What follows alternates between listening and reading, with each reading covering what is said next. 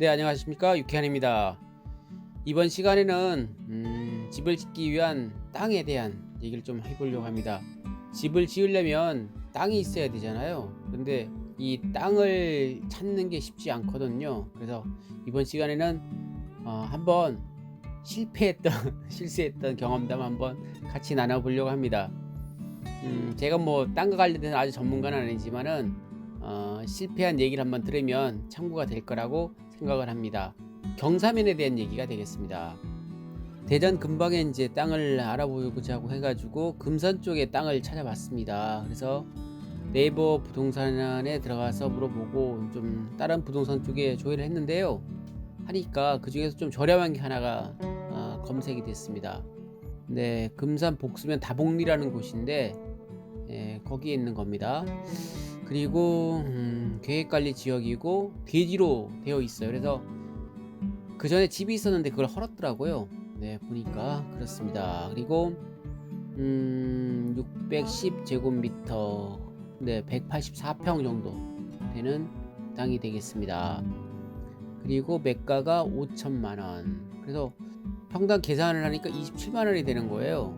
그래가지고 굉장히 괜찮은데 라고 생각을 했죠. 왜냐면 주변에 전 집 질 수 있는 땅들이 30만원에서 뭐 대지 같은 경우에는 50만원 선까지도 거래가 되거든요. 그래서 상당히 저렴했습니다. 그래가지고 이제 아는 지인분이 네이버 지도를 보고 거리비를 당연히 받겠죠.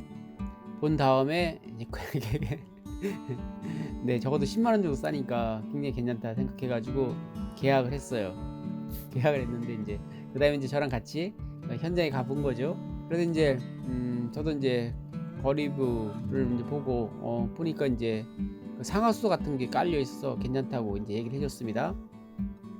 그런데 이제 진짜 이제 현장에 가본 거죠. 근데 진짜 이제 잔금 치르기 전에 가봐야 되니까 가보니까 이게 좀 문제가 있었습니다. 네, 큰 문제 직면한 게 바로 이거였습니다. 첫 번째, 위성 사진이나 거리 뷰에서는 그 경사면이 잘 보이질 않아요. 근데 이 대지 뒤쪽 벽이 그 길이가 한 30m 정도 되는데 경사 각도가 굉장했어요. 그래서 결국에는 경사 아래쪽에 경사진 그 거리가 한 5m 정도 됐습니다. 그래서 보니까 3m 정도 옹벽을 쌓으면 5m 중에서 3m를 확보할 수 있겠더라고요. 그런데 그래도 이제 경사면이 있으니까 결국에는 3m 정도 옹벽을 쌓더라도 2m 정도는 손실이 되겠더라고요. 그래서 계산을 해봤죠. 30m 곱하기 3m 곱하기 1평방미터에 대략 공사비를 한 13만원 정도 책정을 했습니다. 보통 12만원에서 15만원 정도 한다고 하더라고요. 그래서 13만원 정도 책정을 해가지고 하니까 1170만원이 나와요. 그러니까 이제 땅값에다가 이 공사비까지 생각을 해야 되는 거죠. 그래도 또 손실이 되는 게 뭐냐면 30m 곱하기 2m 정도를 하니까 여기는 이제 옹벽을 치더라도 결국에는 3m 이상 벗어나는 데 같은 경우에는 쓸 수가 없는 면적이 되잖아요. 그래서 30m 곱하기 2m 하니까 36이 18평 정도가 손실이 결국에 되더라고요. 그러니까 쓸 수 없는 면적이 되는 거죠.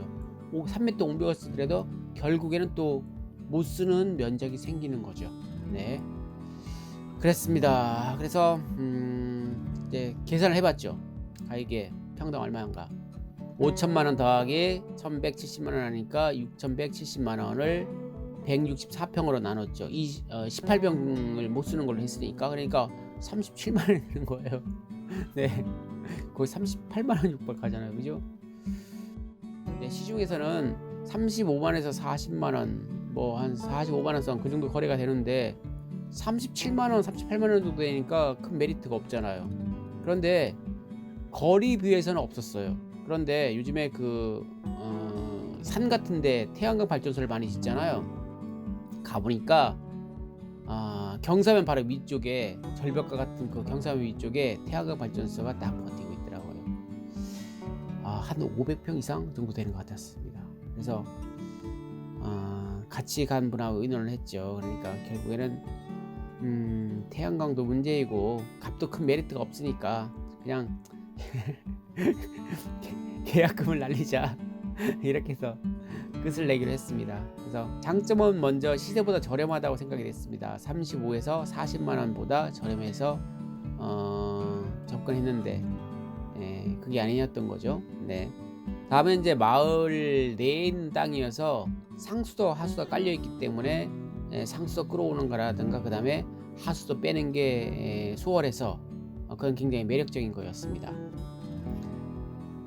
그리고 이제 그 지목이 변경될 때 전이나 답이나 아니면 임야에서 대지로 변경이 될 때 개발 이익 환수금을 세금을 내잖아요. 그 이익이 있었죠. 세금이 절약되는 부분이 있었습니다. 그래도 계약금 날리면서까지 할 수밖에 없었던 건 경사면 공사비가 추가적으로 많이 들었다. 그리고 경사면에 의해서 결국은 18평 정도 손실이 있었다. 그리고 뒤쪽에 태양광 발전소가 있어서 건강상에 별로 좋지 않고 외관상도 별로 좋아 보이지 않아서 그게 단점이었습니다. 네, 요약하겠습니다. 집을 짓기 위해서 땅을 구할 때 꼭 체크할 것이 있었습니다. 첫 번째 뭐냐면 직접 가서 꼭 확인하자.